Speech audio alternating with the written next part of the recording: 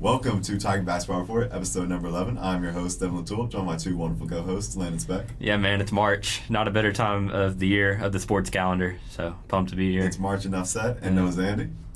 Nice to be here, ready for the best postseason tournament in sports. That's right. Once again, we are missing our good friend, Sam Shoemaker. He's just, he's a busy guy. It's hard to lock Sam down. But we're not here to talk about Sam or his schedule. We're here to talk about the American Athletic Champions, outright champions, the Memphis Tigers. They took down UAB on Sunday to take the crown in the tournament, and they were awarded a 5 seed in March Madness, and they will take on the Colorado Rams. Colorado State. Excuse me, Colorado State. Yeah. Not the Buffaloes. We can't get them mixed up. Not the Buffaloes. No, not to be confused. They'll take them on Friday. I believe tip-off is at 10.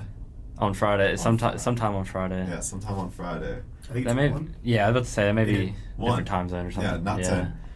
Anyhow, Landon is going to break down why Memphis. This 5 seed is shocking, basically. I think is what Devin was going to get at. Yeah, long and short of it. Yeah.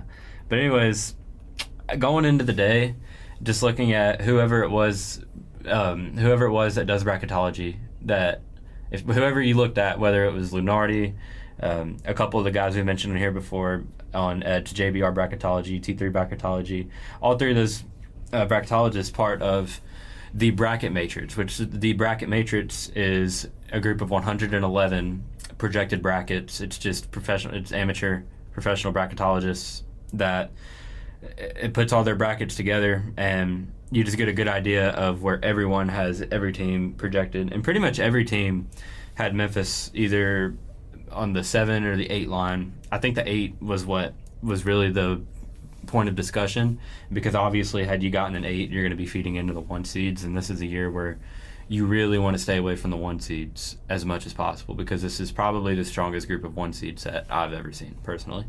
And Memphis avoids it. They get on the 5. Now, a lot of people were very confused about why Memphis even had a chance to end up on the 8 line, which I think is very fair. Memphis is definitely better than an 8 seed. I think it's fair to say that they're for sure a top 25 team, which is a 6 seed at the highest, and they ended up getting lower than that at the 5, which is, I believe, was the correct placement. Now, I didn't think the committee was going to do it, and neither did a lot of the people who spend their valuable time projecting the bracket. And the reasoning really was their analytical and their metrics profile on the 3 main ranking systems that the committee uses analytically, which is KenPom, T-Rank, and the net ranking, the official NCAA net ranking, where sitting here today, Memphis, 51 on KenPom, and on Torvik/T-Rank, they're 60. Memphis is all the way down to 60 on Torvik. And in the net, Memphis is 49 right now. So obviously these metrics don't love Memphis, and the reasoning for that is these metrics, I'm not going to sit here and act like that I'm an expert on the formulas they use and everything that goes into it, because I'm not. But what I do know is the way these systems work is it's not based on pure results. It's based on efficiency. So we've talked about it before. On KenPom, on net, on Torvik, you get rewarded more for losing by 3 to a quad 1 team like a Texas Tech than you would for beating a quad 3 team by 12 like Wichita State. The only way you're going to gain any ground on these, if you're Memphis, was if you went through the American Athletic Conference schedule and you destroyed everybody. You blew them all out of the water by 25, 30 points. And that obviously didn't happen. And I think it was unrealistic to expect for that to happen, because that's the nature of the sport. That's not going to be the case. And Memphis loses 2 games, which should come as a surprise to no one. If you're expecting to go undefeated, I think that's unrealistic. It doesn't matter who you're playing. That's just very difficult to do. And Memphis's analytical profile suffered because of it, which honestly is not something that was too surprising. I think the question, what a lot of people had, was why wasn't Memphis getting more credit for their non-conference schedule? And I think it's just because, they went 6-1 in their quad 1 opportunities in the non-conference, which is unbelievable. That's awesome. But the reason that so many other teams passed Memphis up after the non-conference is because they continued playing those quad 1 opportunities into conference play, and Memphis did not. So Memphis only had 7 quad 1 opportunities. So that had a lot to do with it. Now, the reason Memphis got their bump to a 5, like we all expected them to, is because the committee pretty much took the same view that all of us would. And they said, we watch this team, we see one of the 25 best teams in college basketball, and Memphis actually ended up 20 on the seed list. They were 20. They were the final 5 seed on the seed list, and because they recognized Memphis scheduled the 4th toughest non-conference schedule in all of college basketball. They gave them a lot of kudos for that. Not only that they went 6-1 in their quad 1 games in that schedule, and they recognized that the American Athletic Conference is, while it had a very, very down season, it's still one of the better mid-major leagues. It's better than a lot of the very small conferences that we don't really hear from until the tournament. At least the American's somewhat relevant. And they recognize that, and they just recognize the fact that Memphis is 29-5. They won. They won a lot of their games, and they're a good basketball team. So they'll do that. People tend to forget because so much analytical stuff is pulled into all these discussions. The committee's still human. At the end of the day, the people making this bracket are still real people that watch the games. Maybe we don't really actually know how much they watch the games. I think that can be debated, but it's not like it's like the BCS in football years ago where it's just pure computer making these rankings. That's not the case. So I think that's where Memphis really benefited here with their spot. The human element of the committee really helped them out here, as it should have, and I think everyone was pleasantly surprised. Every Memphis fan was pleasantly surprised to see their name called to the 5 seed on Selection Sunday. I would say that even the Tigers themselves were pretty surprised. I think that's fair to say. I was stunned. I was stunned. That out of all the seed placements, that was the most shocking to me. Right. Memphis has a 5 and Louisville's an 8 were the 2 most shocking seed placements I saw. But yeah, the Tigers come because they had made an announcement. We were on a Zoom and they were like, hey, like the Tigers are gonna find out their spot and they'll be in here for the post game. And we kind of waited around and they all came in like giddy, like about being 5. They're like, we thought we were going to be like 8 or 9, honestly. I think we all did. Yeah, so it kind of shocked everybody. I was definitely shocked. I did not think this would end up with a 5. But they draw Colorado State. And let's get into Colorado State. They have, for those who don't know, they've won 10 straight games and just won their conference. They took down Boise State. The Mountain West, by the way. Mountain West, Mountain West. Yeah. They are hot. Colorado State is hot, to put a long story short. They're led by Nick Clifford, who's leading the team in points, rebounds, and assists, 19, 9, and 4. Just a bad, as great as a 5 seed is, like, you just can't have it all. You just can't have your cake and eat it too. I mean, that's something I was going to get into. Like, at the end, like, a 5's great, but, like, wouldn't you rather be a 6? Right. And hope you draw one of those last 4 in power conference teams, like a UNC or San Diego State, which I guess San Diego State's Mountain West, but they're in they're in Dayton. Yeah. Like, it would have been so much better to be a 6 seed and draw a Dayton team rather than be a 5 and play one of these nasty 12 seeds, because the way the seeding works is the 11 seeds, sometimes the 10 seeds will start with like the mid-major conference champs, but the 12s are still like high end of those teams. Like it's Big Nice is on that line, Colorado State obviously. So, but basically these 12 teams from the mid-majors are no slouches, and it's always been that way. So yeah, so the Rams are not to be overlooked. They're actually favored. They are. I think a lot of that might have to do with the Tyrese Hunter injury, to be fair. Yes. Yeah, because we don't know. Yeah, we let's just hit that right now while we're on it. We have no idea. Yeah, we don't know. Penny was like, "Listen, I have no clue." Yeah. So they have no clue about Dante Harris, seemingly. Kind of just up in the air for who's going to be beside PJ Haggerty in the backcourt. It's just this is going to be tough without Tyrese Hunter, though. Yeah, it's going to be very tough. Yeah, I would argue and say if Tyrese Hunter was concrete, he's good to go for this game. I think you'd see the spread more around 5.5-ish for Memphis. Maybe not that. Maybe not that high, but yeah. I think Memphis would be favored. I definitely agree with that. But yeah, you would see a flip. For sure. Because what did the line open at? 2.5? 2.5. It stayed at 2.5. It stayed at 2.5. Okay, yeah. Probably won't move much unless they do get an announcement that he will play. Then you could actually see that flip. Yeah, this Colorado State team though they are dangerous. If you remember the New Mexico Lobos team from last season that also won the Mountain West and they ended up an 11 seed, actually played in Memphis in the games in Memphis. This Colorado State team reminds me a lot of them as they got hot at the end of the year and ended up winning the same conference. Now, the fate of that New Mexico team was they ran into Clemson and got destroyed, and Clemson ended up in the Elite Eight last season. So, maybe who knows? Maybe there can be some more parallels there. But, yeah, Colorado State's for real. They're analytically, just on their profile, on all the metrics, they're higher than Memphis on everything. I mean, they're 38 on Torvik.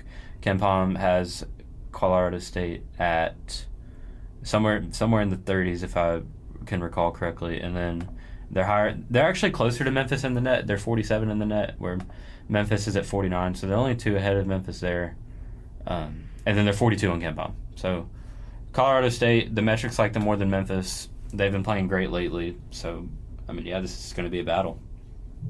Yeah, it's a heavy. Well, from what I've gathered, it's a heavy favorite upset pick for all the brackets out there. I've seen a lot of people pick Colorado State. It's kind of one of those things where it's almost not an upset pick anymore just because how popular it is. Right.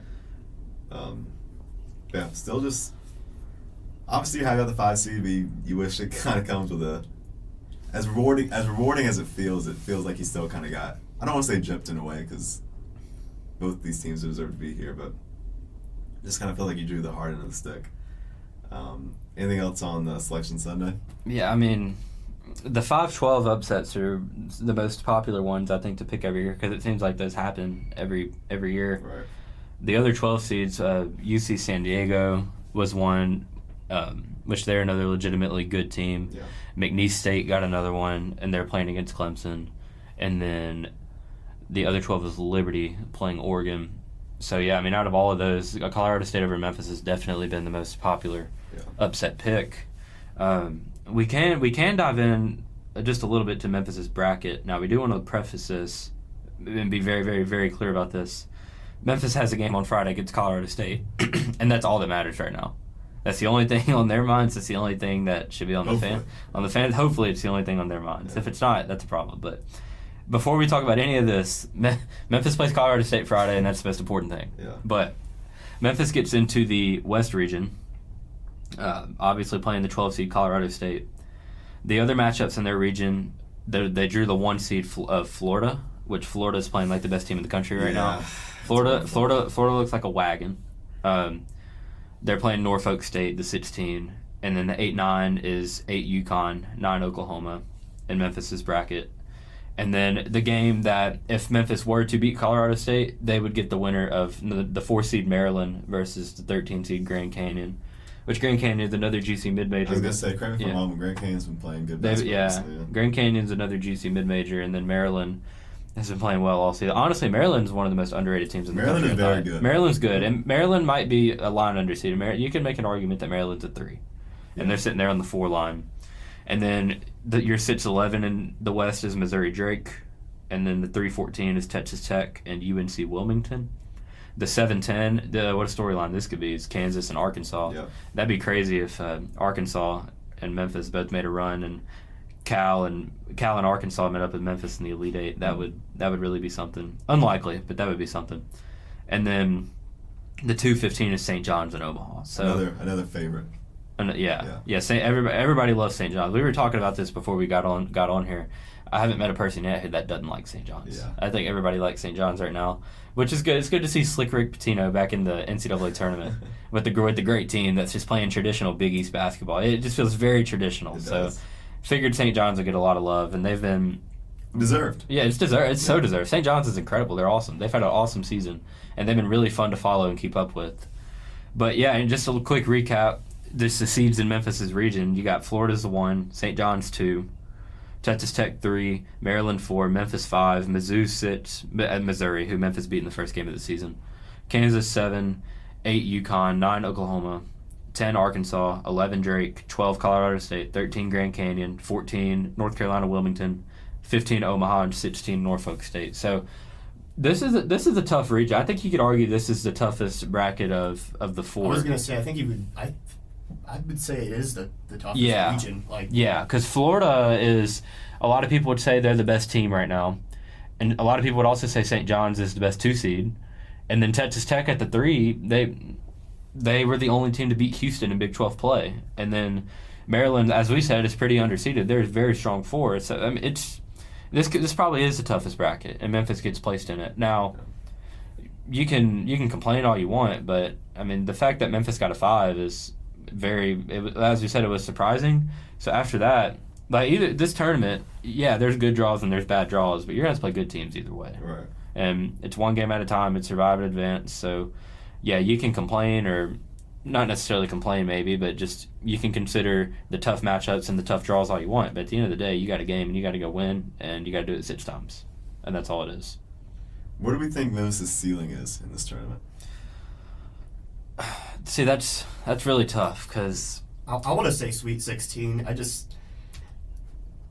Florida's just so nasty right now. Yeah, and in the hypothetical here that Memphis beats Colorado State, beats the winner of Maryland GCU, and then gets Florida in a Sweet 16 game, I can try and bend it and shape it all I want. I don't see a world where Memphis beats Florida in a game. Yeah. I really don't. And I just think Florida's that good. I don't think that's disingenuous to Memphis because if you know anything about this tournament, you know it's a guards tournament. You know if you have guards, if you have guard play, if you have guys who can go get you buckets, you can go very, very, very far.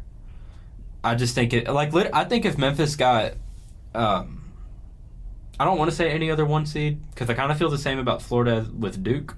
But I think if Memphis got even Auburn for a second time, who hasn't been playing their best lately, and Houston, I think Houston would have been like the ideal one seed for Memphis just because of the familiarity that's there with them. Well, when we were considering the 8-9 line for Memphis, that's who I wanted to pull for a one seed. Yes, exactly. Yeah, when a lot of people were worried about getting on the 8 because you would have to run into a Florida early or a Duke. Yeah, I think Houston would have been the one if you got to pick any of the 4-1 seeds just because of the familiarity that's there and they're used to Houston. But yeah, no, but that's all hypothetical. Memphis ends up with Florida as their one in their bracket. But my point was that I think their ceiling could be expanded if they would have gotten a different matchup, but they didn't. So in this bracket, yeah, I would be pretty stunned if they were to go to the Sweet 16 and beat Florida. So I think I would cap their ceiling there too. But don't get me wrong, especially if Tyrese Hunter plays, the duo of Haggerty and Hunter, and then if you want to throw in Colby Rogers, who's been up and down a little bit, but say you get good Colby Rogers, say you have that trio of guards, there ain't many better groups of guards in this tournament. Yeah. I think Florida's probably for sure the best, and then you could argue Auburn with that group, and then Houston's pretty good, but like I think Memphis, their guards are for sure a top 5 group of that position in the entire tournament. So that's like the one thing that you can really hammer home with Memphis if you want to have them making a very deep run. Yeah, I would agree with that. I think that this Maryland game is also it's so weird because we don't know anything about Tyrese Hunter. We don't know anything, and that's what makes it such a we have no idea. It's just like that. He's so important. And we might not know until we get to the game. Exactly. We really might not know. I would be willing to bet we don't. I'd be willing to bet it's kind of like, hey, Tyrese Hunter's actually playing today. Yeah, so, he's good to go. Yeah. And who knows about he's been getting shots up since 7 a.m. Right, yeah. It's just, Maryland is so good. That's such a tough second round game. Yeah, I wish I got to watch Maryland a little more because I don't know too much about him, but just for everything that I read and hear about him is that they could have easily been a 3. Yeah. Just a tough, gritty team, Classic Big Ten hoops. Yeah. Like we said, though, I mean, this is one of the most exciting times of the whole year is getting to see this bracket and go through every matchup and break down every little thing because there's so many storylines that you can create with all these games, whether it's before the game or after the first round and keep some things going. It's so much fun. It's the best event of the year. And I think the 3 of us all enjoy it as much as anyone else does. And absolutely, we're absolutely looking forward to watching these games. So, yeah, it's really good to see Memphis back in, especially after last season. I think the bounce back's been great. Another note I do want to throw in here about this, Memphis is sitting at 29-5. With this first-round game, they have a chance to get their 30th win of the season. Mm-hmm. Winning 30 games in college basketball is insanely difficult, and Penny Hardaway and Memphis have a chance to do that here. So it's nothing to sneeze at. Nothing to sneeze at all. Bravo to that. Oh yeah, especially with all the questions coming into the season. Yeah, this was the best possible outcome. The vibes were so bad at the start of the year. They were so bad, and it was one of those things where they have the talent again, but they had the talent last year, and we saw how last year went for the Tigers. Anytime you revamp your staff that close to the season, it definitely sends a message out where it's like, okay, one of two things happened. Penny Hardaway lost it and he was like, I can't win with these guys around. Like I have to get a new group. Or something went terribly. Yeah. Or something just went awfully wrong and it was like an emergency button situation. Mm-hmm. Which is kind of like the fear. Like it's definitely it's pushing all your chips in where it's like you're really betting on yourself. Well, you're thinking like, oh boy, this could be a disaster as a fan going into it. Exactly. Turns out it wasn't. So shout out Penny Hardaway. No, the opposite. Yeah, it was actually pretty good. Yeah, it's pretty remarkable how everything went for Memphis after the year started. So I do just through all this madness and chaos of brackets and seeding and metrics and everything that we can get on here and talk about, we just have to acknowledge how good of a season this has been for Memphis. Absolutely. And obviously, you want to go into the NCAA tournament, you want to win a game, potentially two. But yeah, it's a privilege to be in March Madness. There's honestly nothing more fun for a fan than watching your team in the tournament. So yeah, very looking forward to seeing how the Tigers do on Friday against Colorado State. Did Colorado State make the tournament last year? I don't remember off the top of my head. I know recently they've been in. I know a few years back they played Michigan in the first Yeah, round. they did. In that 11-6 game. And they had a couple years in a row, I think, of making it. They had the duo of David Roddy, who Memphis fans will know well as a Grizzly, former first-round pick for the Grizzlies in 2022. They had David Roddy and Isaiah Stevens were the duo on their team. That was very good. So, yeah, Colorado State as a program is no stranger to the NCAA tournament. Right. So some familiar face. Memphis sure. now has some tournament experience on their team with Dane Danger and some other guys. For sure. Yeah. Dane Danger had a great tournament last year with Illinois, and they went to the Elite Eight. They had a very good run. And then Tyrese Hunter, this hadn't been talked about with Hunter. If he were to play, Tyrese has been in it with Iowa State. He was on Iowa State as an 11 seed a few years back, and actually there was made a big shot, three late in the game in one of Iowa State's tournament games. So, yeah, Tyrese Hunter, no stranger to this either. Interesting. Two starters with. Yeah, two starters with tournament experience. Like we said though, if Hunter were to play, that Iowa State run too was Tyrese's freshman season there. In 2021-22, they advanced to the Sweet 16, and they eventually lost to Miami that season. That was the 10th. That was the Miami team that. That wasn't their Final Four team. That was the year before. Okay. That was the year Miami did upset Auburn in the round of 32 when Auburn was a 2 seed. And that Miami team did have Isaiah Wong, Jordan Miller. Yeah. And it was pretty much the similar team, the same team that ended up coming back the next season and went to the Final Four. Don't want to get too far off track there, but yeah, Miami. Fun little run there for a little bit. But yeah, they ran into in 2021. Tyrese Hunter did start for Iowa State as a freshman in the 2021-22 NCAA tournament. And in the first round against LSU, Iowa State won their game 59-54 as an 11 seed, got the upset over the 6. And Tyrese played 34 minutes, shot 8 of 13, including 7 of 11 from 3 for 23 points. In his tournament debut as a true freshman, went 7 of 11 from 3-point range, including a clutch one at the end, if I recall correctly. So yeah, no shortage of experience there, and as we know, Tyrese since then has had a lot of basketball under his belt. Yep. So, looked it up. Colorado State did make the tournament last year. They beat Virginia in the first 4. They beat them 67-42. Ooh, that's right. I remember seeing that game on the schedule, and I was like, ugh. I think I actually picked Virginia to upset. Yeah. See, that was one of the times where it was like, listen, man, I love March Madness. I love the NCAA tournament, but this is going to be a tough watch. Right. It was a gross game. It was gross. Anything Anything involving Virginia, man, it's tough. 42 points is ridiculous. They lost to Texas in the round of 64. Yeah. So Texas much better last year than they are this year. Sure, right. So Colorado State definitely no lack of experience on their squad either. What else we got? What else we got on the tournament? I mean, we could sit here talk for days about the bracket. We could. There are some other notable snubs. I think this is relevant just on the topic of Memphis getting rewarded. Were a bunch of teams that did not have the same pleasantly surprised result as Memphis did, and I think the biggest one to me was West Virginia. West Virginia. Yeah. West Virginia not making the NCAA tournament in 2025 is one of the biggest snubs that I've ever seen. Yeah. And at the beginning of this episode, we talked about the bracket matrix of the group of 111 projections, different projections. On all 111 of those bracket projections, West Virginia was on the field. Right. 100%. 111 out of 111 had West Virginia in the field. North Carolina, who made the tournament, infamously at this point made the tournament as an 11 seed, first 4 in Dayton.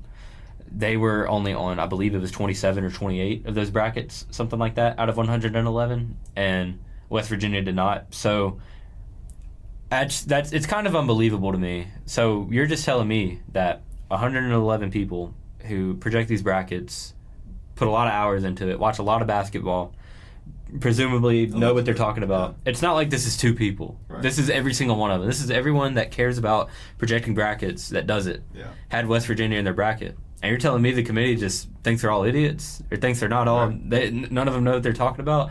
Like, I would understand if this was like a 50-50 type thing, but no. Like, literally everyone had West Virginia in the tournament, except for the people who actually make the bracket. Yep. So that was pretty unreal.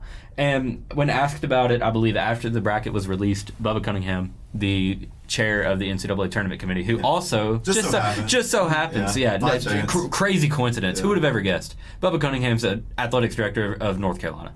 Who that's crazy. Definitely no rooting interest in there. Definitely whatsoever. not. And it's said in like the committee guidelines and that if a sitting athletic director is on the committee and they're discussing their team, they have to like leave the room and not be involved, which is cool. Like that's probably Bubba Cunningham probably wasn't directly involved in the North Carolina discussions, but I have no doubt in my mind that he was involved indirectly with some way. Like, are you really going to tell me that Bubba Cunningham's going to be in the room and they get like, all right, let's talk UNC, and Bubba's like, all right, I'm going to go grab some lunch. Y'all talk it over. I'll see y'all boys later. Yeah. And he leaves. No, not a chance. What happens when Bubba comes back in and he's like, all right, what we got? Right. What we come up with for my You guys target? have UNC out? Well, Yeah. I don't Yeah, see, At the very least, his presence is felt. With exactly. That's exactly my point. Right. Even if he's out getting him a cheeseburger, they're still he's still affecting whether North Carolina gets in or not by being the leader of the committee. Exactly. And they're still, they're sitting there like, oh man, it'd be real awkward if Bubba comes back in. Exactly. We have Exactly. out of the tournament. Right. Exactly.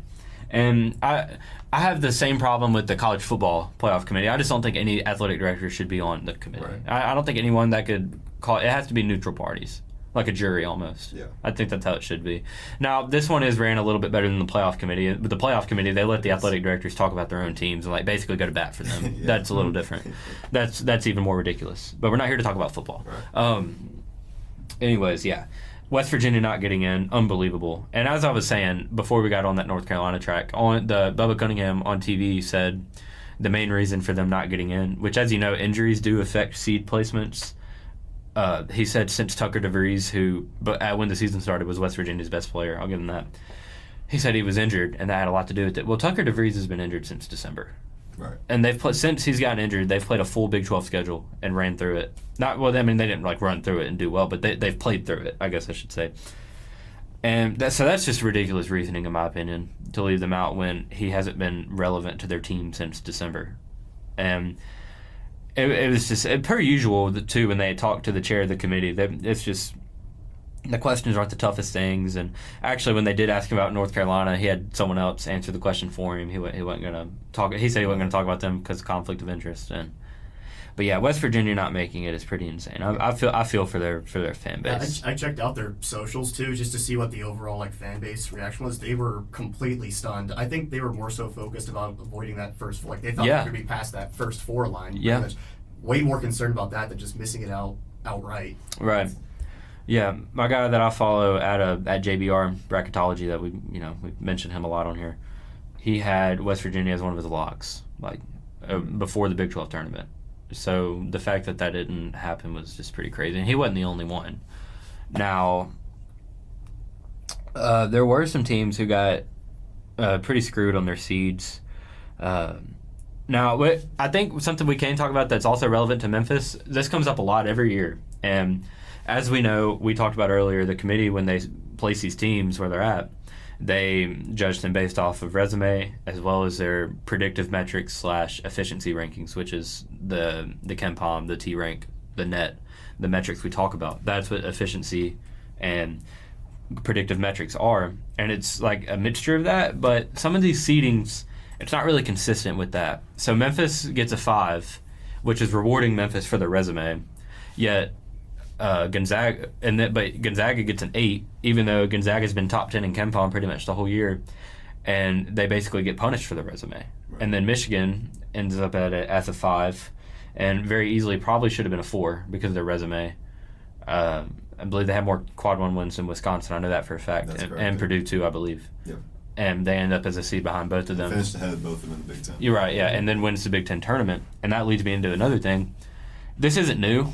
If you've kept up with college basketball, you know this. It just seems like they make the bracket before conference tournaments start, and they just roll with it. Yeah. Conference tournaments really don't matter. There's almost no way for them not to.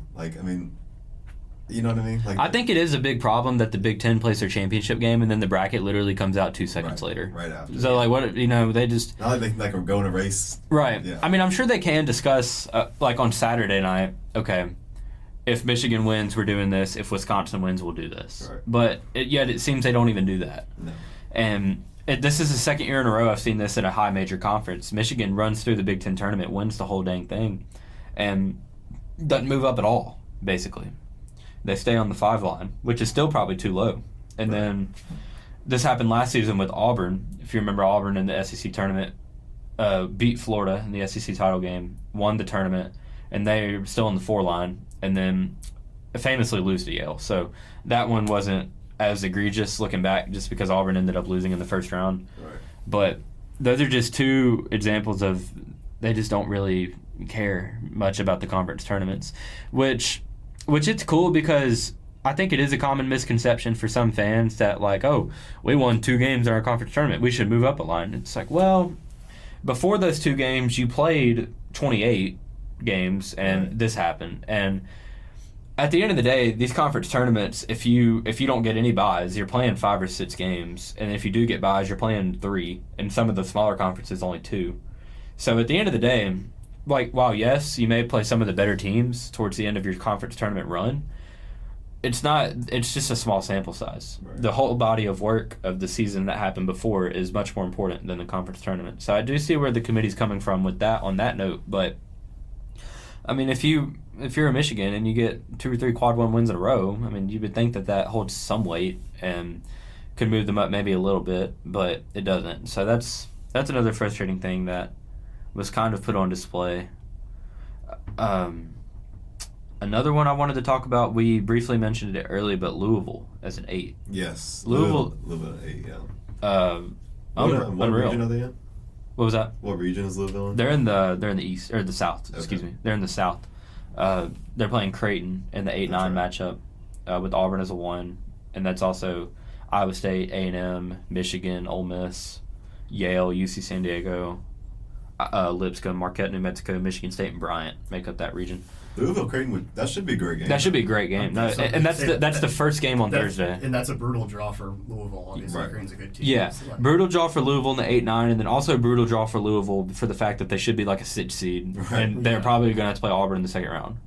Now, I will say it doesn't exactly equal it out in my opinion, but something that does soften the blow a little bit is Louisville gets to play their first and second round games if they make it to the second round in Lexington, Kentucky, which is essentially a home game for them. Right. They're gonna be right there, and this happened to Auburn a couple years back. They were an 8 seed and they got to play in Birmingham. So it just seems like sometimes the committee will do this just because they feel like it.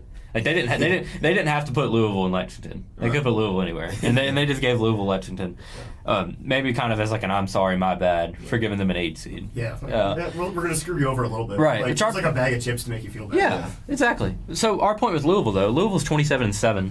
They go 18-2 in the ACC, and they make the ACC tournament title game and lose to Duke ultimately. And they're 23 on KenPom, so that's top 24. I mean, that's a 6 seed if you look at it that way. They're 19 on Torvik, so they're top 20 on that. And then on the net, they're 24. So their metric profile supports a 6 seed, maybe even a 5 seed. And while the ACC was bad, they still went 18-2 and ended up making the conference tournament championship. And it's similar to Memphis. Memphis just won games despite the weak conference. And it's like the committee rewarded Memphis for that, but they didn't reward Louisville for the same thing that Memphis did. So it's just another inconsistency that was there with the seed placements and where they had teams. Overall, very strange. Like I said, the 3 biggest shocks for me were West Virginia not making it, Memphis being a 5, and Louisville being an 8. Yeah. When I saw those 2 seed placements pop up on the screen, I was stunned. And then the same once the bracket was over and I realized there was no West Virginia. It was like, what are we really doing here with that?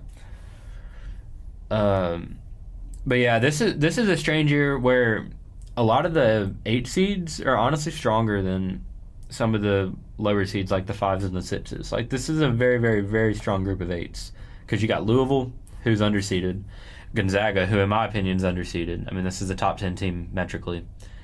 UConn is an 8, and UConn, we won't sugarcoat it, UConn's just not what they've been the last 2 years. Like, that's probably a fair seed placement, but this is a team that's won 2 straight national championships. They have a coach who's won 2 straight natties.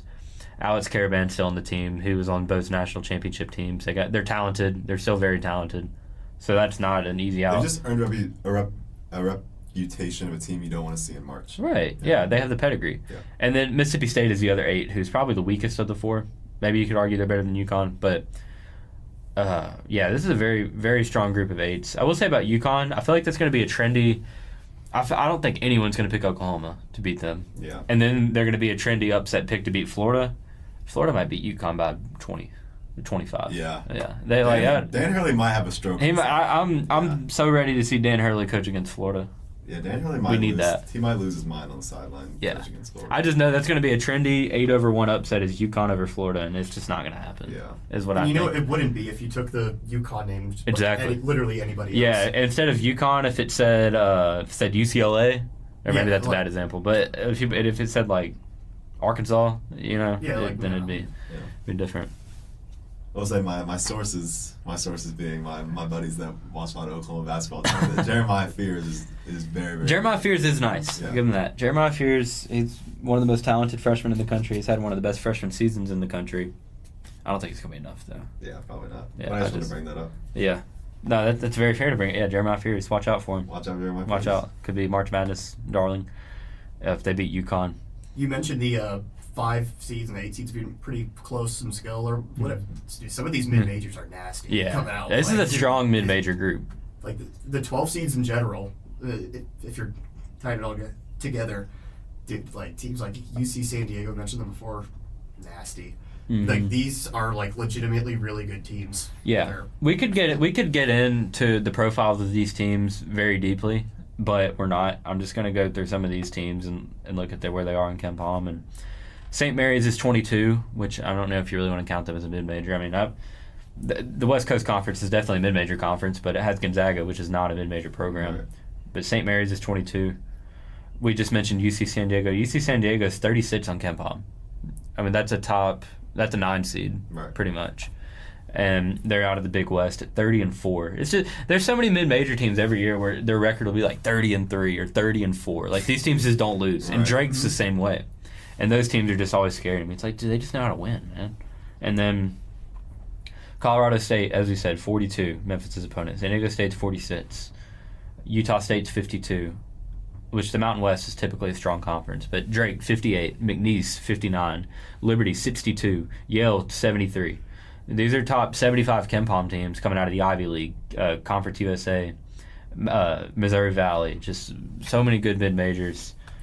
And it should be fun. It should be very fun, as always, to watch the mid-majors play in these 12-5, 13-4, 11-6 type games. Yeah. See if any of them can make some noise. I think Liberty's probably the weakest of the group we just named. I agree. Liberty plays a style of basketball where they just want to get up a bunch of threes, and it's similar to Alabama, where if the three on a very obviously a much smaller scale, Right. if the threes aren't falling, they're just going to struggle. And they also matched up with Oregon, a 5, and Dana Altman is one of those coaches who's just always going to win a game in March. Right. So I know that might be one that people might think about just because it's a 12-5, but that's the 12-5 I'm most confident in the 5 seed in, is Oregon beating Liberty. Yeah. But yeah, this is. I think another one that could be pretty popular is Yale as a 13, because they did it last year. Mm-hmm. But that's exactly why I would kind of fade Yale, because I think it's very hard to win 2 years in a row as a 13 seed. Right.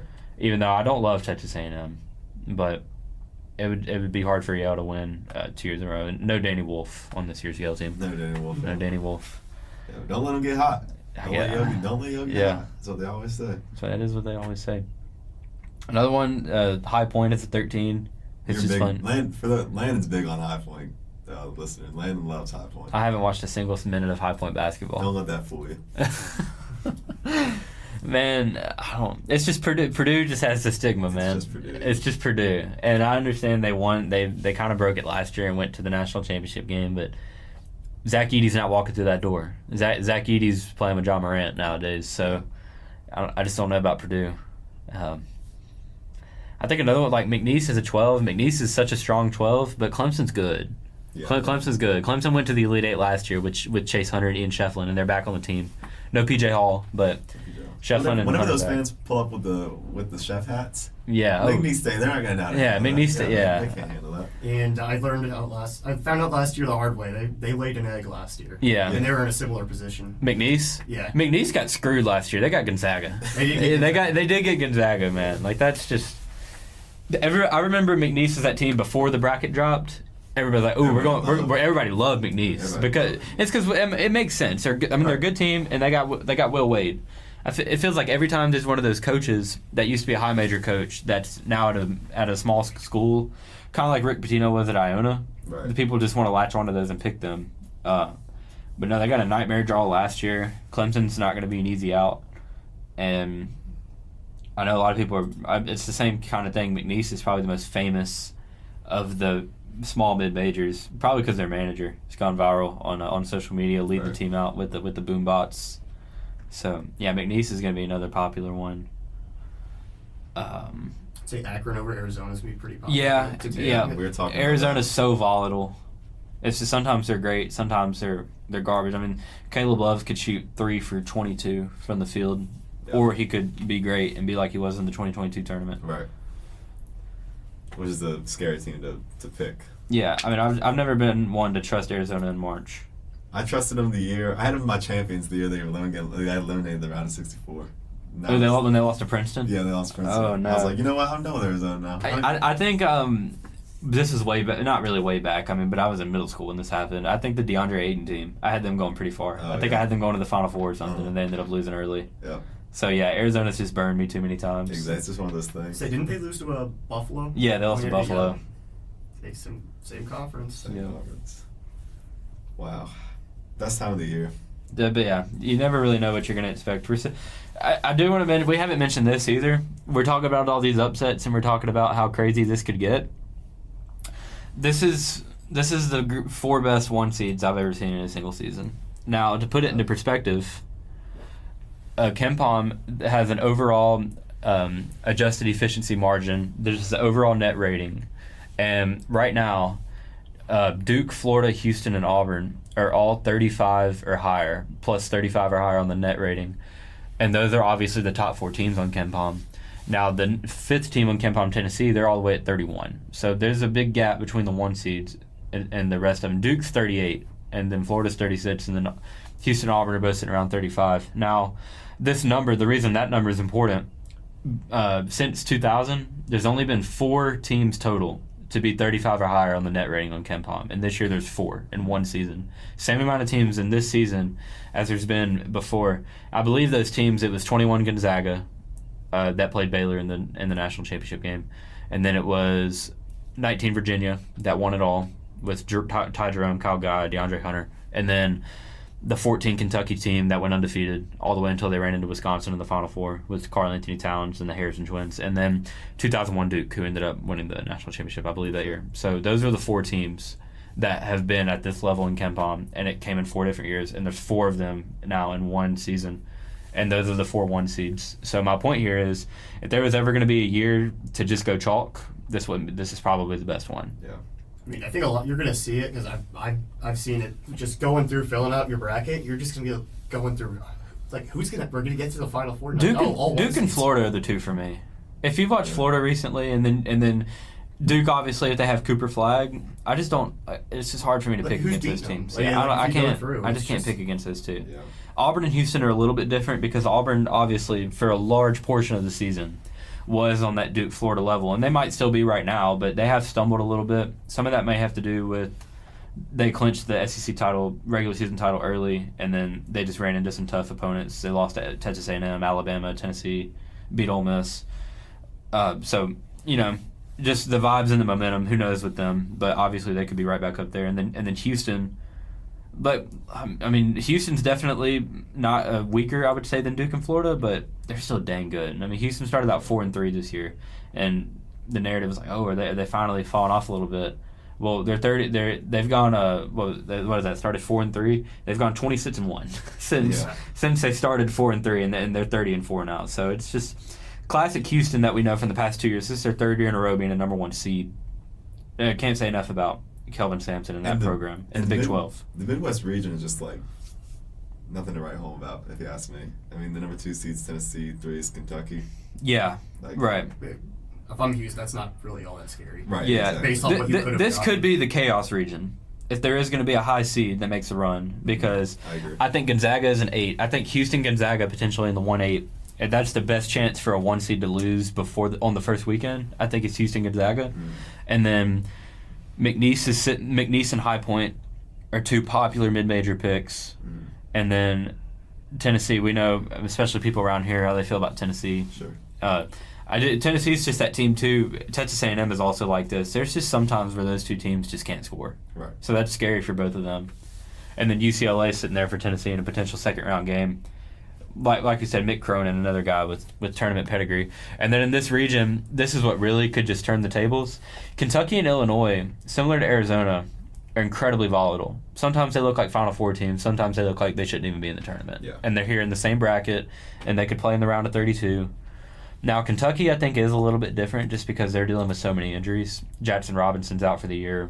Lamont Butler's been dealing with the shoulder.